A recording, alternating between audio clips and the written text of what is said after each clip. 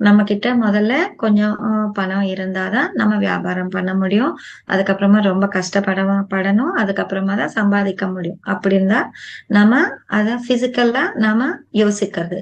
ஆனா ஸ்பிரிச்சுவலா என்ன சொல்லுவாங்கன்னா, முதல்ல நீ எப்படி இருக்கணும்னு நினைக்கிற, அது போல நீ வாழு. அது போல நீ உன்னோட எண்ணங்கள்ல நீ வாழு. அப்போ உனக்கு நீ அதுக்கான சந்தர்ப்பங்கள் கிடைக்கும். அதுக்கப்புறமா உனக்கு கையில அது கிடைக்கும் அப்படின்னு சொல்றாங்க. சோ நாம முதல்ல நம்பணும். நாம அது போல நான் நினைச்சது போல நான் சம்பாதிக்க முடியும் அப்படின்னு நாம நம்பணும். அப்போ நமக்கு அதுக்கு தகுந்த ஒரு சூழ்நிலைகள், அந்த வாய்ப்புகள் நமக்கு உருவாக்கப்படும். ஈஸியா செயல்படுத்தி அதை சாதிக்க முடியும். இது ஸ்மார்ட் ஒர்க்ன்னு சொல்லுவாங்க. எதை நம்புறோமோ அதுதான் நடக்குது. அப்படின்னா நான் ஹெல்தியா இருக்கிறேன்னு நம்ம நம்பினா உடல் ஹெல்தியா இருக்கும்.